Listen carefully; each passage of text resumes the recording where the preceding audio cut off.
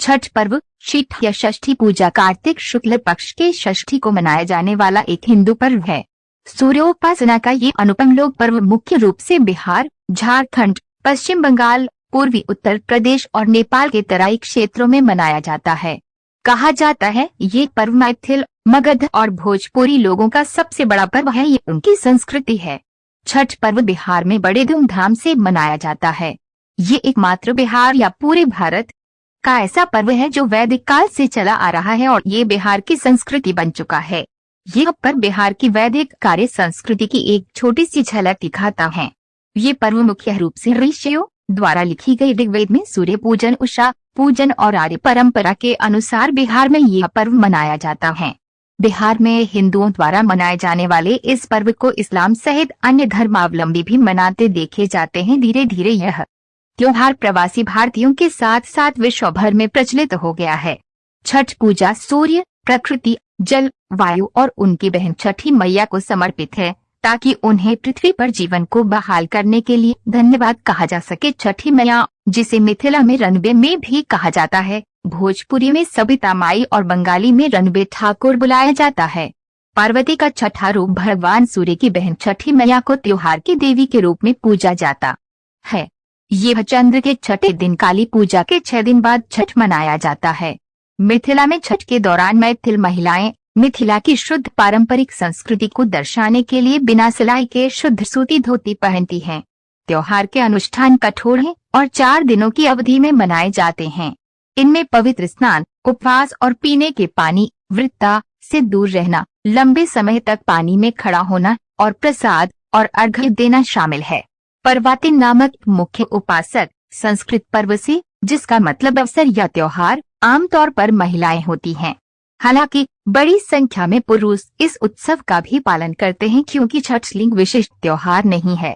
छठ महापर्व के व्रत को स्त्री, पुरुष, बूढ़े, जवान सभी लोग करते हैं। कुछ भक्त नदी के किनारों के लिए सिर के रूप में एक प्रोस्टेशन मार्च भी करते हैं।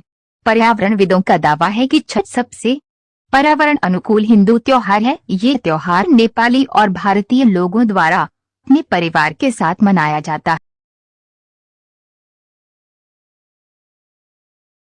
छठ पर्व की शुरुआत ऐतिहासिक रूप से मुंगेर सीताचरण मंदिर के लिए जाना जाता है, जो मुंगेर में गंगा के बीच में एक शिलाखंड पर स्थित है।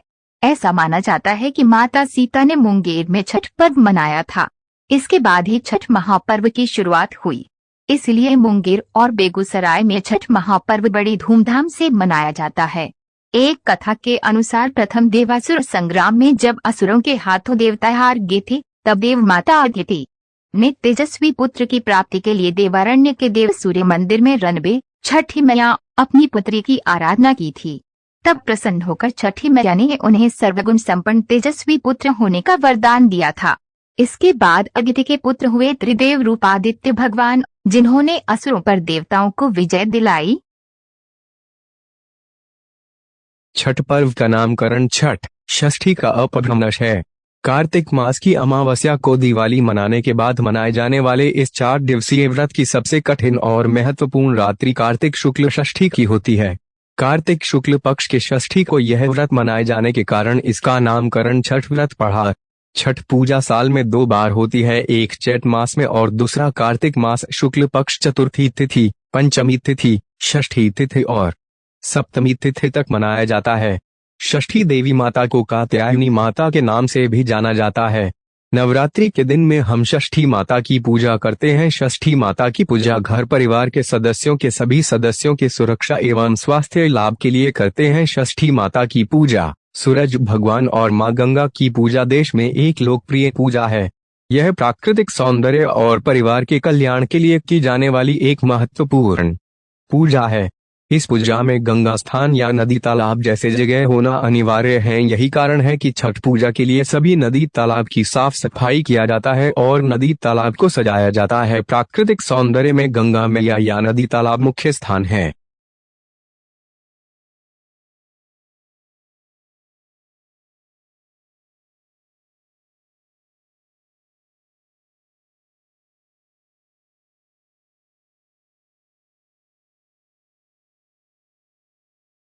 यह पर्व 4 दिनों का है।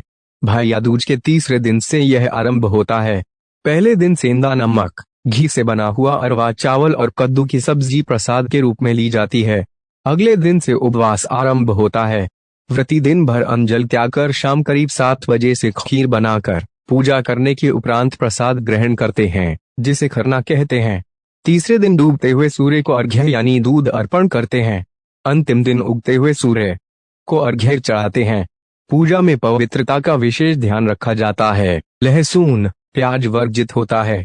जिन घरों में यह पूजा होती है वहां भक्त गीत गाए जाते हैं। अंत में लोगों को पूजा का प्रसाद दिया जाता है। नहाय खाय छठ पर्व का पहला दिन, जिसे नहाय खाया के नाम से जाना जाता है, उसकी शुरुआत चैत्र या कार्तिक महीने के चतुर्थी कार्तिक शुक्ल चतुर्थी से होता है। सबसे पहले घर की सफाई कर उसे पवित्र किया जाता है। उसके बाद व्रती अपने नजदीक में स्थित गंगा नदी, गंगा की सहायक नदी या तालाब में जाकर स्नान करते हैं। व्रती इस दिन नाखून वगैरह को अच्छी तरह काटकर स्वच्छ जल से अच्छी तरह बालों को धोते हुए स्नान करते हैं।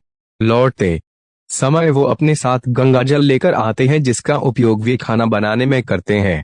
वे अपने घर के आसपास को साफ सुथरा रखते हैं। व्रती इस दिन सिर्फ एक बार ही खाना खाते हैं। खाना में व्रती कद्दू की सब्जी, मूंग चना दाल, चावल का उपयोग करते हैं। तली हुई पूरियां, पराठे, सब्जियां आदि वर्जित हैं। यह खाना कांसे या मिट्टी के बर्तन में पकाया जाता है। खाना पकाने के लिए आम की लकड़ी और मिट्टी के चूल्हे का इस्तेमाल किया जाता है। जब खाना बन जाता है तो सर्वप्रथम व्रती खाना खाते हैं, उसके बाद ही परिवार के अन्य सदस्य खाना खाते हैं। छठ पर्व का दूसरा दिन, जिसे खरना या लोहंडा के नाम से जाना जाता है, चैत्र या कार्तिक महीने के पंचमी को मनाया जाता है। इस दिन व्रती पूरे दिन उपवास रखते हैं। इस दिन व्रती अंत दूर की बात है, सूर्यास्त से पहले पानी की एक बूंद तक ग्रहण नहीं करते हैं।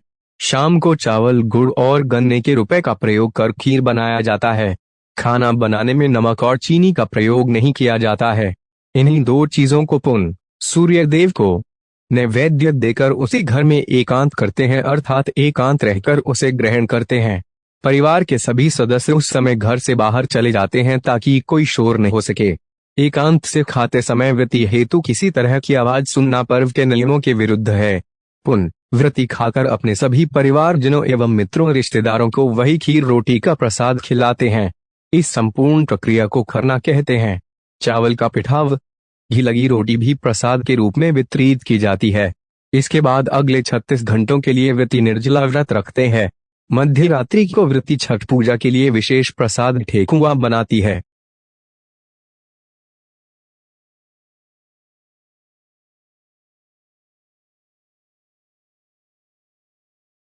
छठ पर्व का तीसरा दिन, जिसे संध्या अर्घ्य के नाम से जाना जाता है, चैत्र या कार्तिक शुक्ल षष्ठी को मनाया जाता है। पूरे दिन सभी लोग मिलकर पूजा की तैयारियां करते हैं। छठ पूजा के लिए विशेष प्रसाद जैसे ठेकुआ, चावल के लड्डू जिसे कचौनिया भी कहा जाता है, बनाया जाता है। छठ पूजा के लिए एक बांस की बनी हुई टोकरी, जिसे दुर्रा कहते हैं, में पूजा के प्रसाद फल डालकर देवकारी में रख दिया जाता है। वहां पूजा अर्चना करने के बाद शाम को एक सूप में नारियल, 5 प्रकार के फल और पूजा का अन्य सामान लेकर दुर्रा में रखकर घर का पुरुष अपने हाथों से उठाकर छठ घाट पर ले जाता है। यह अपवित्र ना हो इसलिए इसे सर के ऊपर की तरफ रखते हैं। छठ घाट की तरफ जाते हुए रास्ते में प्रायः महिलाएं छठ का गीत गाते हुए जाती है। नदी या तालाब के किनारे जाकर महिलाएं घर के किसी सदस्य द्वारा बनाए गए चबूतरे पर बैठती है। नदी से मिट्टी निकालकर छठ माता का जो चौरा बना रहता है उस पर पूजा का सारा सामान रखकर नारियल चढ़ाते हैं और दीप जलाते हैं। सूर्यास्त से कुछ समय पहले सूर्य देव की पूजा का सारा सामान लेकर घुटने भर पानी में जाकर खड़े हो जाते हैं और डूबते हुए सूर्य देव को अर्घ्य देकर 5 बार परिक्रमा करते हैं। सामग्रियों में व्रतियों द्वारा स्वनिर्मित गेहूं के आटे से निर्मित ठेकुआ सम्मिलित होते हैं। यह ठेकुआ इसलिए कहलाता है क्योंकि इसे काट के एक विशेष प्रकार के डिजाइनदार फॉर्म पर आटे की लुगदी को ठोक कर बनाया जाता है। उपरोक्त पकवान के अतिरिक्त कार्तिक मास में खेतों में उपजे सभी नए कंदमूल, फल, सब्जी, मसाले व अनादि यथा गन्ना, ओल, हल्दी, नारियल, नींबू बड़ा, पके केले आदि चढ़ाए जाते हैं। ये सभी वस्तुएं साबुत, बिना कटे टूटे ही अर्पित होते हैं। इसके अतिरिक्त दीप जलाने हेतु नए दीपक, नई बत्तियां व घी ले जाकर घाट पर दीपक जलाते हैं। इसमें सबसे महत्वपूर्ण अंजो है वह है कुसही केराव के दाने, हल्का हरा काला, मटर से थोड़ा छोटा दाना हैं जो टोकरे में लाए तो जाते हैं, पर सांध्य अर्घ्य में सूर्य देव को अर्पित नहीं किए जाते। इन्हें टोकरे में कल सुबह उगते सूर्य को अर्पण करने हेतु सुरक्षित रख दिया जाता है। बहुत सारे लोग घाट पर रात भर ठहरते हैं, वही कुछ लोग छठ का गीत गाते हुए सारा सामान लेकर घर आ जाते हैं और उसे देवकरी में रख देते हैं।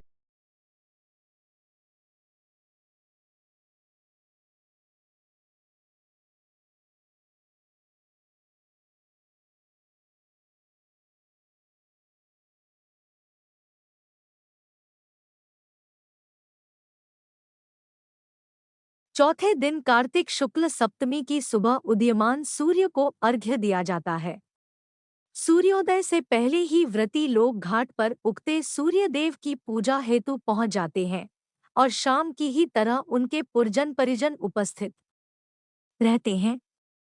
संध्या अर्घ्य में अर्पित पकवानों को नए पकवानों से प्रतिस्थापित कर दिया जाता है, परंतु कंद मूल फलादि वही रहते हैं। सभी नियम विधान सांध्य अर्घ्य की तरह ही होते हैं। सिर्फ व्रती लोग इस समय पूरब की ओर मुहकर पानी में खड़े होते हैं व सूर्योपासना करते हैं। पूजार्चना समाप्तोपरांत घाट का पूजन होता है। वहां उपस्थित लोगों में प्रसाद वितरण करके व्रती घर आ जाते हैं और घर पर भी अपने परिवार आदि को प्रसाद वितरण करते हैं। व्रती घर वापस आकर गांव के पीपल के पेड़, जिसको ब्रह्मा बाबा कहते हैं, वहां जाकर पूजा करते हैं। पूजा के पश्चात व्रती कच्चे दूध का शरबत पीकर तथा थोड़ा प्रसाद खाकर व्रत पूर्ण करते हैं, जिसे पारण या परना कहते हैं। व्रती लोग खरना दिन से आज तक निर्जला उपवासोपरांत आज सुबह ही नमकयुक्त भोजन करते हैं।